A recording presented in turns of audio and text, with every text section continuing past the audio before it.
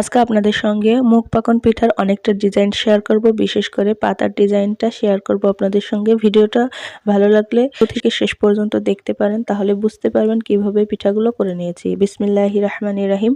আশা করি যে যেখানে আছেন ভালো আছেন। আমার চ্যানেলের পক্ষ থেকে সকলকে জানাই শুভেচ্ছা ও অভিনন্দন। চলুন শুরু করা যাক। এখানে আমি প্রথমে মুগ ডাল নিয়েছি। দেখতে পাচ্ছেন আমি এখানে একটু বেশি পরিমাণ করে নিব। পিঠাটা তৈরি করে নেব, এর জন্য 3 কাপ পরিমাণ মুগ ডাল একটু শুকনা খোলায় টেলে নিচ্ছি। যখন এরকম একটা ব্রাউনিশ কালার হয়ে যাবে তখন আমরা এই পাত্র থেকে একটা পানির পাত্রে এই ডাউলগুলো ভালো করে ধুয়ে নেব। দেখতেই পাচ্ছেন চুলা থেকে নামিয়ে একটা পানির পাত্রে দিয়ে দিচ্ছি। 4 থেকে 5 বার ধুয়ে নিলেই হয়ে যাবে। ভালো করে হাত দিয়ে কষলিয়ে এই ডাউলটা ধুয়ে পরিষ্কার করে নিয়েছি। দেখতেই পাচ্ছেন এখানে আমি বড় একটা পাত্রে তারপর সিদ্ধ করার জন্য এখানে আমি 6 থেকে 7 কাপ পরিমাণ পানি ব্যবহার করছি সিদ্ধ করতে। দেখুন এখন ঢেকে সিদ্ধ করে নেব। তারপর সিদ্ধ হয়ে গেলে ডাল ঘুটনি দিয়ে ভালো করে এটাকে ঘুটে নেবেন। এটা আপনারা একটা সহজ পদ্ধতি বলে দিচ্ছি, ব্লেন্ডার ছাড়াও কিন্তু আপনারা এটা তৈরি করে নিতে পারবেন। এখানে 1 চামচ পরিমাণ হলুদ গুঁড়া শুধুমাত্র কালার আসার জন্য দিয়ে দিচ্ছি, আর লবণ দিয়ে দিচ্ছি পরিমাণ মতো। লবণটা বেশি এখানে ইউজ করিনি, কারণ আমরা এটা শিরার মধ্যে দিয়ে দেব। মিষ্টি শিরার মধ্যে দিলে বেশিটা লবণ দিতে হয় না। দেখুন এখানে আমি 5 থেকে 5.5 কাপ পরিমাণ চালের গুঁড়া দিয়ে দিচ্ছি। এটা ভেজা চালের গুঁড়া। আপনারা শুকনা চালের গুঁড়া যদি দিয়ে থাকেন তাহলে 5 কাপ পরিমাণ দিয়ে নিলেই হয়ে যাবে। দেখুন আমি একটু নাড়াচাড়া করে দিচ্ছি যাতে এই মুগ ডালের যে ভিডিওটা ভালো লাগলে অবশ্যই ফ্যামিলি অ্যান্ড ফ্রেন্ডদের সঙ্গে শেয়ার করবেন, যাতে আমার কাজ করার আগ্রহতা বাড়ে এবং আপনাদের সঙ্গে নতুন ভিডিও শেয়ার করতে পারি। 5 মিনিট ঢেকে রেখে চুলার লো হিটে 5 মিনিট ঢেকে রেখেছি। এখন চুলাটিকে বন্ধ করে এটাকে নাড়াচাড়া করে হাত দিয়ে ভালো করে মুথে নেব।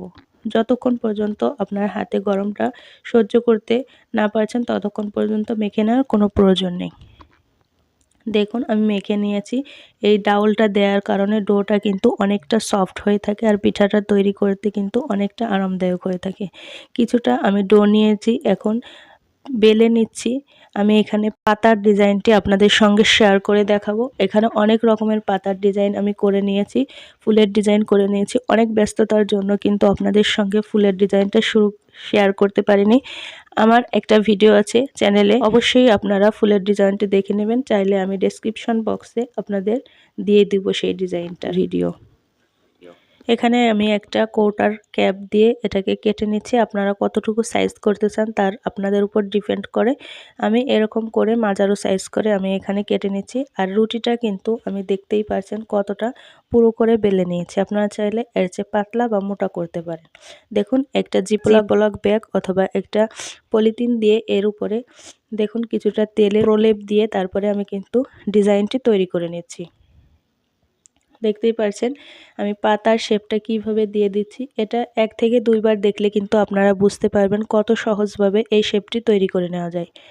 ভিডিওটা ভালো লাগলে চ্যানেলটি সাবস্ক্রাইব করে পাশে থাকা বেল বাটনটি প্রেস করে রাখবেন, যাতে নতুন কোনো ভিডিওর নোটিফিকেশন পৌঁছে যায় আপনার কাছে সবার আগে। ধন্যবাদ।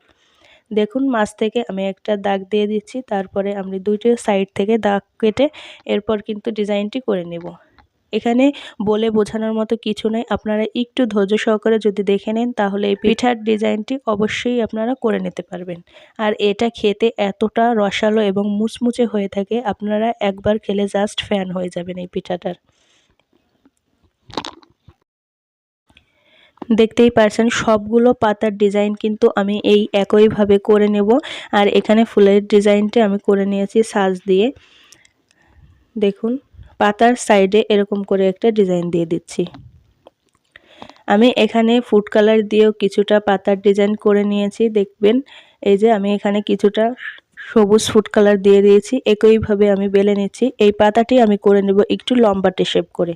দেখুন একটু বড় করে রুটিটা বেলে নিয়েছি। এখান থেকে আমি 2টা পাতার শেপ দিয়ে দেব। দেখুন উপরে প্রতিবারই কিন্তু আমি সয়াবিন তেলের প্রলেপটা দিয়ে দিচ্ছি, যাতে কাটাটা অথবা ফুলের ডিজাইনটা পাতার ডিজাইনটা করতে স্মুথলি আপনার কোনো সমস্যা না হয়, স্মুথলিভাবে যাতে আপনারা করতে পারেন। দেখুন ডিজাইনটি কীভাবে করে নিয়েছি একটু দেখলেই বুঝতে পারবেন। একদম আপনাদের বোঝার ক্ষেত্রে এখানে কিন্তু অনেক স্লোলিভাবে আপনাদের দেখিয়ে দিয়েছি। দেখতেই পারছেন এখানে কোনো প্রকার আমি ভিডিও টানিনি কাটিনি, একদম আপনাদের বোঝানোর জন্য এই ভিডিওটা শেয়ার করছি। আর যারা আমার চ্যানেলটি সাবস্ক্রাইব করেছেন তাদেরকে অনুরোধ করব বিশেষভাবে যে যারা চ্যানেলটি সাবস্ক্রাইব করেছেন তারা ভিডিওটা শুরু থেকে শেষ পর্যন্ত একটু দেখে দিবেন, তাহলে কিন্তু অনেকটা উপকৃত হব। না হলে কিন্তু চ্যানেল সাবস্ক্রাইব করার কোনোই মানে হয় না, আর কোনোই আমি উপকারে আসতে পারবো না। আপনারা যদি এতটুকু উপকার করতে চান তাহলে ভিডিওর নোটিফিকেশন পাওয়ার সাথে সাথে কিন্তু আপনারা ভিডিওটা একটু ওয়াচ টাইম করে দিবেন, ঠিক আছে? যতটা সাবস্ক্রাইবার আছে ততটা অনুযায়ী কিন্তু ভিডিওর ভিউজ আসে না। আপনাদের কাছে এতটুকুই অনুরোধ করছি যে ভিডিওটা একটু টাইম নিয়ে ওয়াচ টাইমটা একটু পূরণ করে দিবেন, ঠিক আছে?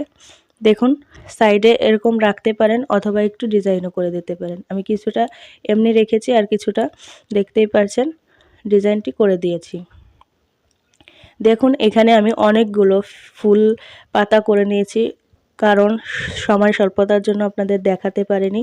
আর এরকম যদি আপনারা পিঠা অর্ডার করতে চান তাহলে এই ফেসবুক পেজে অর্ডার করতে পারেন। ফেসবুক পেজে একটু ফলো দিয়ে রাখবেন, একদম নতুন কিন্তু পেজটা।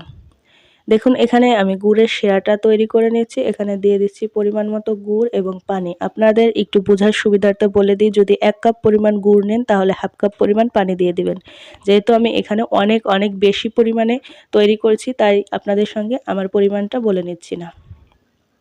কিছুটা তেজপাতা দিয়ে এই গুড়ের পানিটা 5 থেকে 7 বার বলক উঠিয়ে তারপরে আমরা চুলা থেকে নামিয়ে নেব। অবশ্যই ঢেকে রাখতে হবে। তারপর আমরা চলে যাচ্ছি ভাজার কাজে। প্যানে পরিমাণ মতো তেল দিয়ে দিচ্ছি। তেলটা অবশ্যই গরম হয়ে গেলে তারপরে পিঠাগুলো দিয়ে নিতে হবে। দেখুন পিঠাগুলো দিয়ে দিচ্ছি। এই পিঠা সাজ দিয়ে আমরা করে নিয়েছি এই পিঠাটা। তারপরে এরকম ব্রাউন কালার করে ভেজে নিচ্ছি। দেখতেই পাচ্ছেন সবগুলো পিঠা আমি ভেজে নিয়েছি। এখন শিরার মধ্যে দিয়ে দেব। তেল থেকে উঠিয়ে কিন্তু তেলটা শুধু ঝরিয়ে তারপরে এই শিরার মধ্যে দিয়ে দিবেন, তাহলে কিন্তু ভালোভাবে সোফ হয়ে যাবে। এই দেখতেই পাচ্ছেন সবগুলো পিঠা কিন্তু অলরেডি হয়ে গিয়েছে। এতক্ষণ সঙ্গে থাকার জন্য ধন্যবাদ জানিয়ে আজ এখানে বিদায় নিচ্ছি। আল্লাহ হাফেজ।